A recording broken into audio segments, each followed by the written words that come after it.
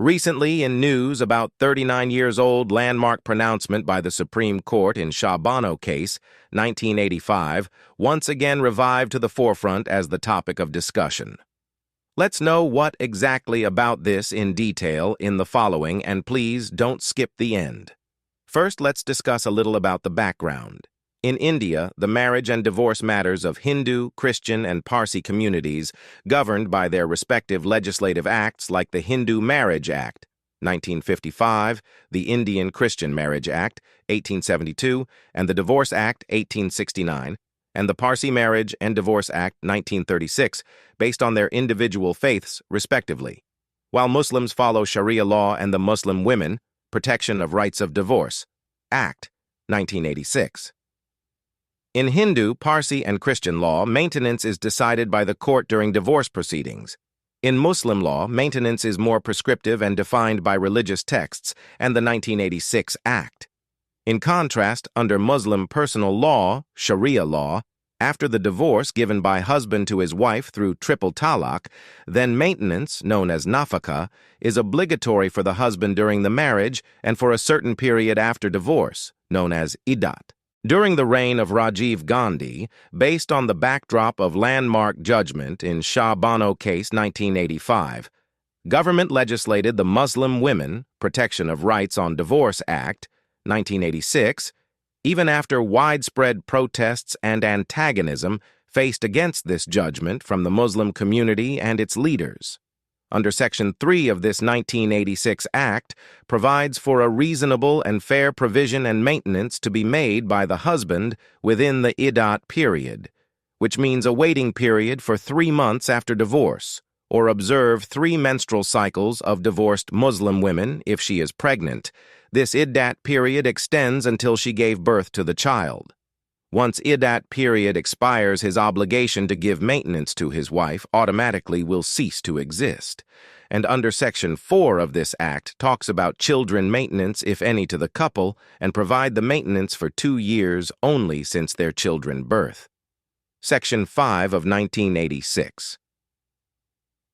Act still facilitates the Muslim couple to opt for more statutory law under Section 125 of Code of Criminal Procedure, CRPC, if they not come under any mutual agreement under their Sharia law and the 1986 Act. But here the catch is both the husband and wife has to give mutual consent to entertain this option. Recently, an appeal to the Supreme Court was filed by Mohammed Abdul Samad. He challenged the order of the Telangana High Court, which had upheld a family court's direction for him to pay interim maintenance to his divorced wife under Section 125 of the Criminal Procedure Code, CRPC. And he appealed that, firstly, his wife had to exclusively take recourse under 1986 Act rather than Section 125 of the CRPC. Secondly, 1986 Act was a special law and overrode the CRPC provision. Thirdly, he contended that a divorced Muslim woman's application for maintenance under Section 125 was not maintainable. In response to this appeal, Supreme Court of India on Wednesday, 10th of July 2024, clearly stated that divorced Muslim women are entitled to maintenance under the secular statutory Section 125 of the CRPC. So now onwards, a divorced Muslim woman entitled to all rights of maintenance available to other equally situated women in the country. Thus, a divorced woman, if she is not having any independent source of income, she is entitled to maintenance from her husband until she not remarried, and the child maintenance, if any, up to their major age, and if the child is a daughter, until her marriage maintenance will be provided by the father. The bench highlighted that maintenance is not charity, but the right of married women, and it is applicable to all married women irrespective of their religion. The Honorable Mrs. Justice B.V. Nagaratna said, men should share their financial resources with their homemaker wives who did not have any independent resource of income to empower them. And finally, the Honorable Mr. Justice Augustine George Macy, in his opinion, said, the Section 125 manifested the constitutional commitment toward special measures to ensure a life of dignity for women at all stages of their lives, irrespective of their faith. There's still one question raising: will the Supreme Court's judgment on maintenance for divorced Muslim women to be applicable on the Bharatiya Nagarik Suraksha Sanhita? The new criminal laws came into effect in the country on July 1, 2024.